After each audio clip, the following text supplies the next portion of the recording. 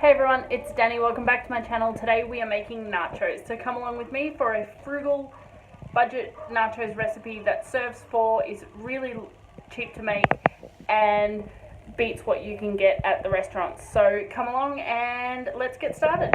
Alright, so to start off, I have my oven preheated to 200 degrees, and in my pan I have 1 tablespoon of olive oil that I've heated up. So the next thing we're going to add is we're going to add 1 large onion that I've chopped, and we are going to get these cooked until they are translucent. So once these are translucent, I'll bring you back and we can carry on with the rest.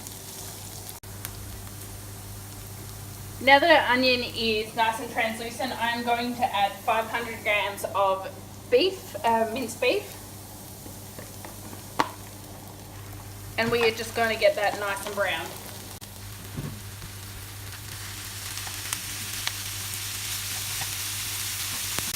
The first thing that we want to do is get our mincemeat nice and browned, and then once our mincemeat is nice and brown, we're going to add our spices and our kidney beans and our tomato paste.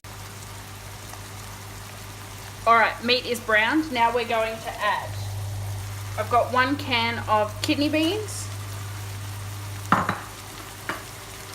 and I've got 2 tablespoons of tomato paste. And I keep my tomato paste frozen, and so I buy a bulk pack and then I portion it out into these little, so they're called dressing containers, and they're about $2 for a 6-pack at Coles or Woolworths. That's where I've been able to find them. So that's what I do, so that when I open a big pack of tomato paste, because I don't use it all that often, I freeze it, and then when I need it, it's portioned up and ready to go into 2 tablespoon portions, ready for me to put into my dish. Because I found before I was doing that, I would put it in the fridge expecting to use it, and then I'd find that it would grow mold on top, and then I'd have to throw it out. So doing it this way means that you're not wasting it. So now I'm going to add a 30-gram pack of spice mix, a taco spice mix. I usually buy the store brand, but today the store brand and the name brand were the same price, so I just went ahead and bought the name brand instead of the home brand. The last thing I'm going to add is a 1/4 cup of water. I'm just going to add that in there, and once I get this all nice and evenly mixed, I'm going to allow it to simmer for about 5 minutes.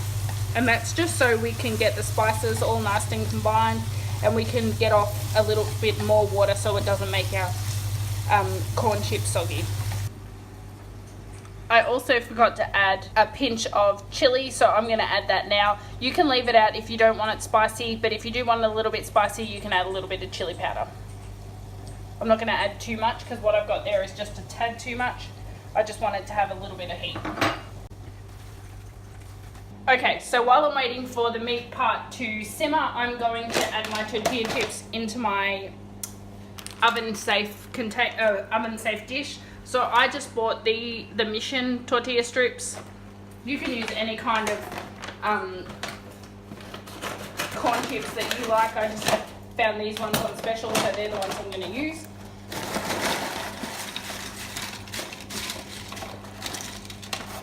So I'm going to lay down about half the bag.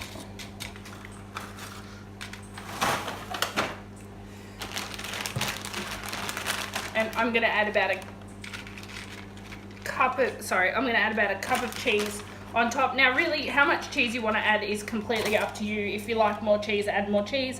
If you don't like a lot of cheese, then don't add a lot of cheese. It's completely up to you. So now that I've done that, I've got the rest of my corn chips that I'm going to put on top.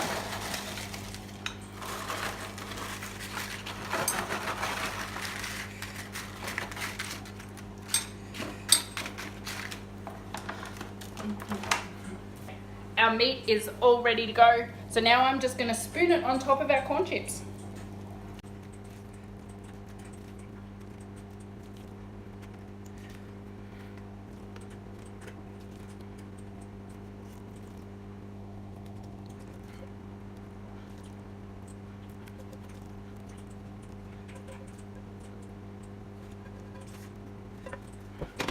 And then right on top, we're going to add some more cheese before we put it in the oven.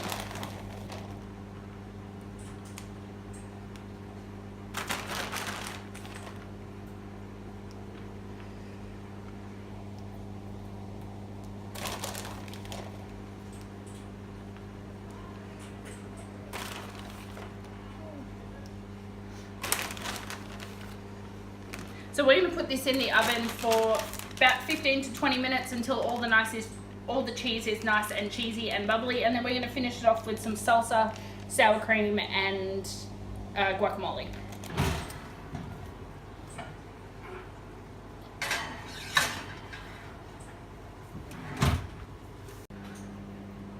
Alright, so I just got our nachos out of the oven, and I bought some salsa from the supermarket. You can make your own if you like, and I'm just going to add this on top of our nachos.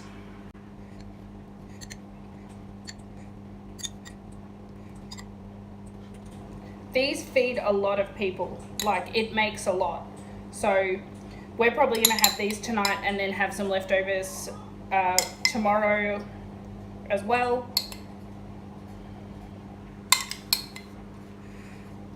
I think that's enough salsa. So this is a really good dish if you've got people coming over and you want to make everything in one pot and people to share it. Cool.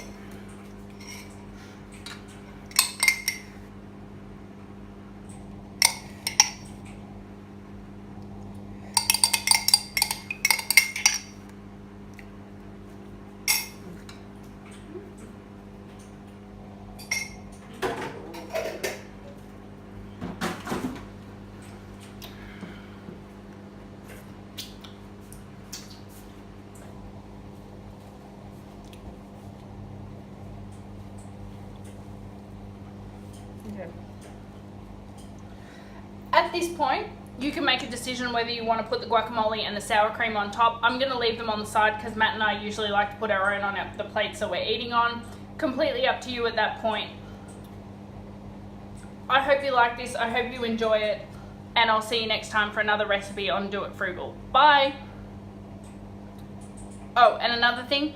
If you like this channel, please don't forget to subscribe using the red subscribe button down in the description box.